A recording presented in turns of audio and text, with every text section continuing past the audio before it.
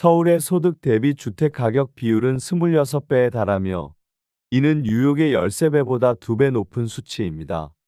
소득은 제자리인데 주택 가격만 끝없이 상승한 결과 젊은 세대는 주거 사다리에서 탈락하고 결혼과 출산을 포기하는 상황에 이르렀습니다. 지금의 부동산 가격은 실질 소득과 전혀 괴리된 빚의 거품일 뿐입니다. 이미 OECD와 주요 국제 기관들도 한국 경제의 회복 가능성보다는 장기 침체를 전망하고 있으며 주택 시장의 버블 붕괴 가능성을 높게 보고 있습니다. 경기도 평택시 칠원동에 위치한 평택지제역 똥문굿 모닝 일맘시티 3단지 아파트는 2021년 8월에 사용 승인을 받은 단지입니다. 이 아파트는 14개 동으로 총 1134세대가 거주하고 있습니다. 최고 층수는 27층이며 용적률 186%, 건폐율은 13%입니다. 총 주차 대수는 1252대로 세대당 1.1대입니다.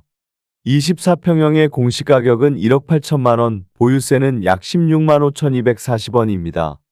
이 아파트는 2021년 당시 24평형 매매가가 2억 5,500만 원에서 최고 4억 4천만 원까지 상승했으나 최근 2025년 3월 기준으로 2억 5,500만 원에 거래되어 최고액 대비 42% 하락했습니다. 주변 편의시설로는 이마트 2.3km, 하나로마트 3km가 위치하고 있습니다. 종합병원으로는 성모병원이 약 3km 거리에 있으며 반경 1km 이내에 병원 18개, 약국 7개, 편의점 11개, 마트 2개, 학원 25개가 분포되어 있습니다. 교육시설로는 평택세빛 초등학교 348m, 비전중학교 1.9km, 평택여자 고등학교 1.7km가 있습니다. 교통편으로는 평택지제역이 2.8km 거리에 있으며 판교까지 약 95분, 강남까지는 약 90분이 소요됩니다. 버티면 오른다는 믿음과 부동산 불패 신화는 이제 끝이 보이고 있습니다. 수년간 정부와 언론 그리고 금융기관은 집을 사야 산다는 메시지를 끊임없이 반복하며 국민들의 빚을 자극했습니다. 그 결과 대한민국은 지금 가계의 거의 모든 자산이 부동산에 묶여있는 기형적인 경제 구조에 빠져 있습니다. 실제로 신용카드 연체율은 2025년 1월 기준 3.5%를 기록하며 20년 만에 최고치를 나타냈고 카드론 잔액은 43조 원에 달하며 금리는 연 14에서 18%로 극심한 고금리 구조입니다. 이는 곧 서민과 중산층이 감당할 수 없는 수준의 빚으로 연명하고 있다는 현실을 보여줍니다. 이런 상황에서 건설업 일자리는 18만 5천 개, 제조업 일자리는 11만 개가 줄어들며 양질의 일자리가 사라지고 있습니다.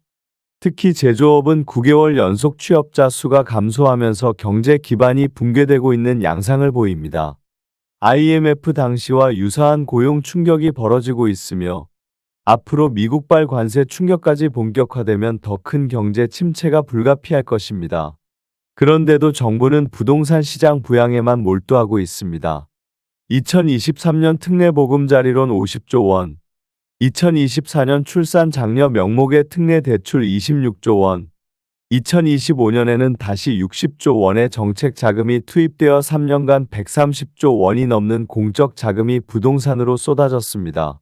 하지만 이 막대한 자금은 실질적인 경제 성장에 기여하기보다는 부동산 거품을 인위적으로 유지하는 데 쓰이고 있으며 결과적으로 거품만 더 키우고 있습니다.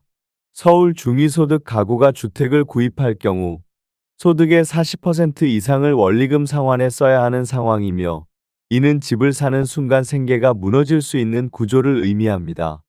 대출을 받아 집을 살 수 있는 실수요층은 이미 시장에서 이탈하고 있으며 대출을 푼다고 해도 시장이 반등할 가능성은 거의 없습니다. 해외 상황 역시 심각합니다. 미국 10년물 국채 금리는 관세 불확실성과 정치 불안으로 급등하고 있으며 인플레이션이 다시 고개를 들 가능성이 제기되고 있습니다. 이로 인해 미국 연준이 기준금리를 인하하기는커녕 오히려 재인상해야 할 가능성까지 제기되고 있습니다. 실제로 미국의 1년 후 인플레이션 전망치는 6.7에서 7%에 달하며 이는 연준의 금리 정책에 큰 압박을 줄 것입니다.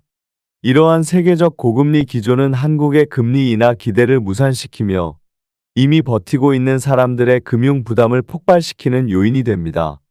이미 임의 경매 신청은 2024년 한 해 동안 13만 건을 넘어섰고, 이는 2022년 6만 건 대비 2배 이상 증가한 수치입니다.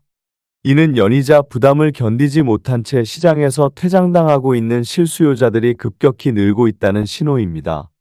특히 2021에서 2022년 사이 고점에 부동산을 매입한 이들은 집값 하락과 고금리에 동시에 짓눌리며 속속 경매 시장으로 내몰리고 있습니다. 이 모든 수치는 결국 부동산 가격이 더 이상 버틸 수 없는 임계점에 도달했음을 보여줍니다. 정부 정책, 인구 구조, 경제 흐름 어느 것도 상승을 뒷받침하지 못하는 상황에서 빚으로 연명하던 부동산 거품은 무너질 수밖에 없습니다. 지금이야말로 거짓과 환상으로 억지로 떠받친 부동산 가격이 정상화되는 시기이며 이 붕괴는 막을 수 없는 필연적 과정입니다.